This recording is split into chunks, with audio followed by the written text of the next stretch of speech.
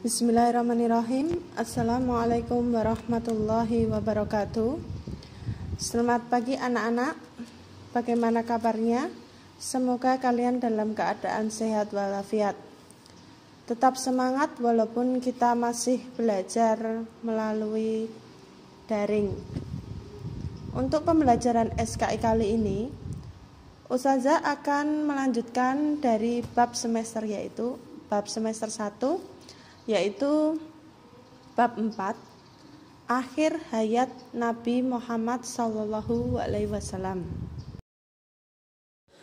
Untuk poin yang A, kembalinya Nabi Muhammad ke Madinah. Salah satu usaha yang dilakukan Nabi Muhammad SAW adalah mengirimkan para dai dan mubalik ke berbagai daerah untuk mengajarkan agama Islam. Ia juga mengatur peradilan Islam serta mengatur cara-cara memungut zakat. Salah seorang petugas yang dikirimkan Nabi Muhammad SAW adalah Mu'adz bin Jabal. Pada waktu itu, muncullah perintah Nabi Muhammad SAW yang terkenal. Perintah itu adalah agar Mu'adz bin Jabal menggunakan pertimbangan akalnya dalam memutuskan persoalan. Hal itu dilakukan apabila tidak menemukan petunjuk dalam Al-Quran dan hadis. Pada masa itu, Nabi Muhammad SAW menyiapkan sebuah pasukan memerangi orang-orang Romawi di Balqa atau Yordania. Pasukan dipimpin oleh Usamah bin Zaid bin Harisah yang baru berusia 18 tahun. Akan tetapi tidak jadi berangkat karena Nabi Muhammad SAW jatuh sakit.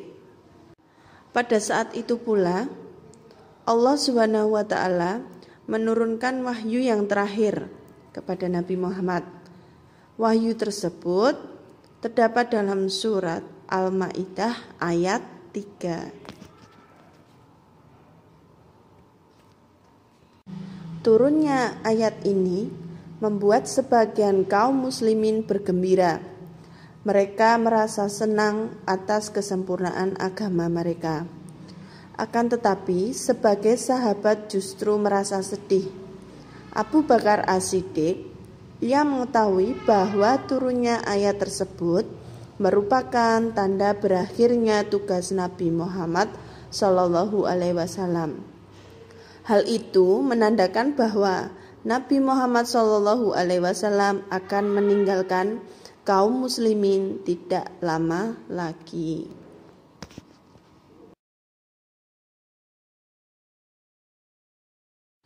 Wafatnya Nabi Muhammad SAW. 2 bulan setelah Haji Wada, Nabi Muhammad SAW mulai sakit panas. Badannya terus melemah. Walaupun demikian, beliau tetap mengimami sholat. 3 hari menjelang wafatnya, beliau tidak dapat mengimami sholat.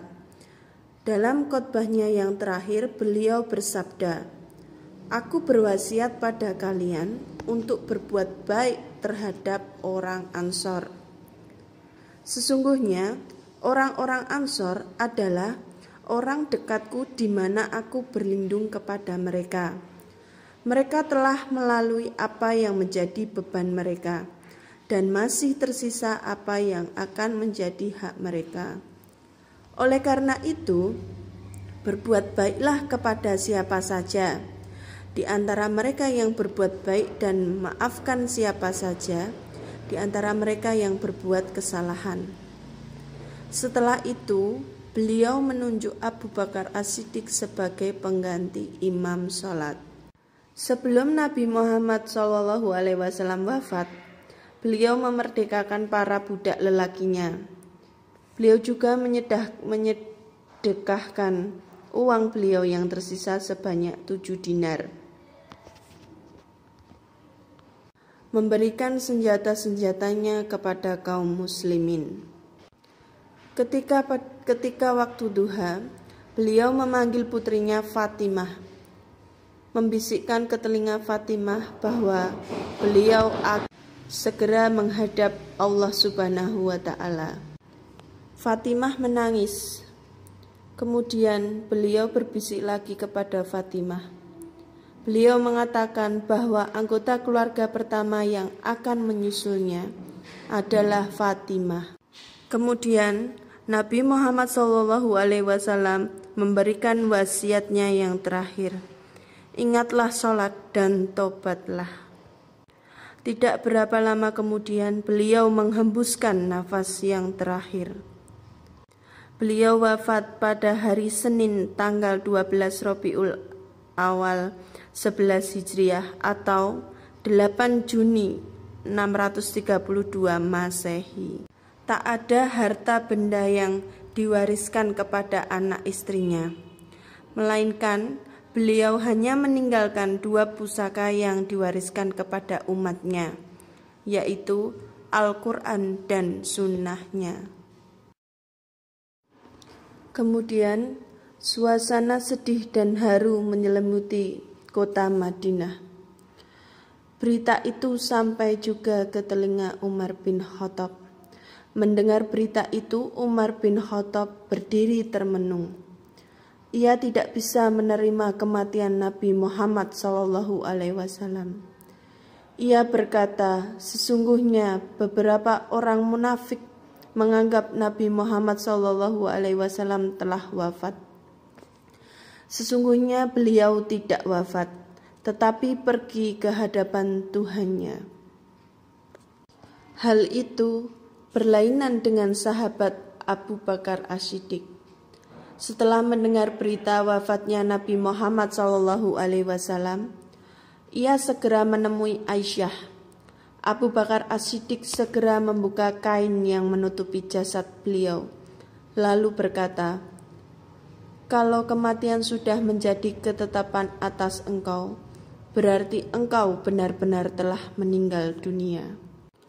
Abu Bakar As-Siddiq kemudian berkata, "Barang siapa menyembah Muhammad, sesungguhnya Muhammad sudah mati.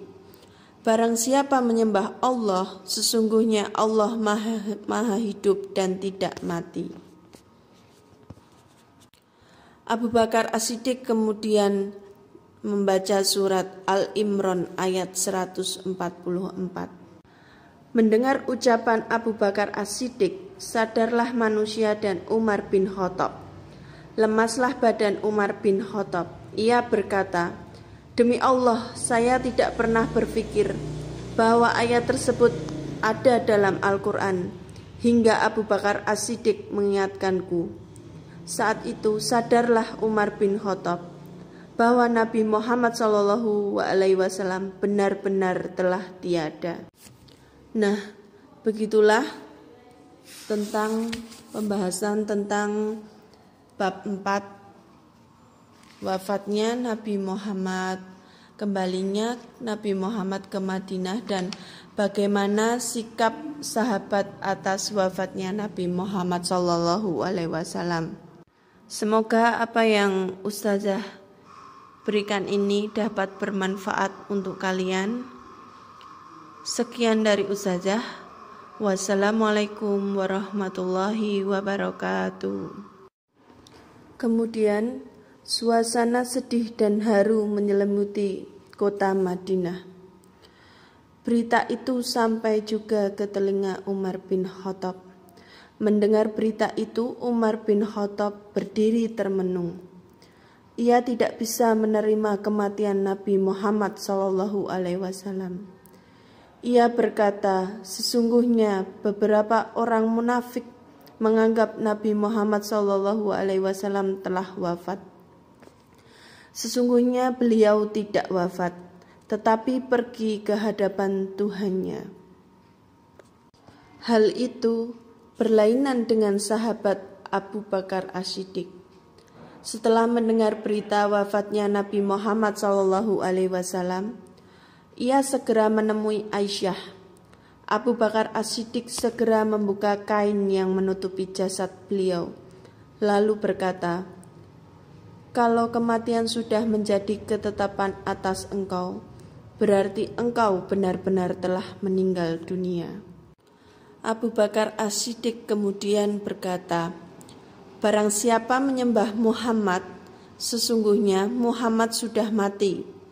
Barang siapa menyembah Allah, sesungguhnya Allah maha hidup dan tidak mati. Abu Bakar As-Siddiq kemudian membaca surat Al-Imran ayat 144. Mendengar ucapan Abu Bakar As-Siddiq, sadarlah manusia dan Umar bin Khattab. Lemaslah badan Umar bin Khattab. Ia berkata, demi Allah, saya tidak pernah berpikir bahwa ayat tersebut ada dalam Al-Quran, hingga Abu Bakar As-Siddiq mengingatkanku. Saat itu sadarlah Umar bin Khattab bahwa Nabi Muhammad SAW benar-benar telah tiada. Nah, begitulah tentang pembahasan tentang bab 4, wafatnya Nabi Muhammad, kembalinya Nabi Muhammad ke Madinah, dan bagaimana sikap sahabat atas wafatnya Nabi Muhammad SAW. Semoga apa yang Ustazah berikan ini dapat bermanfaat untuk kalian. Sekian dari Ustazah. Wassalamualaikum warahmatullahi wabarakatuh.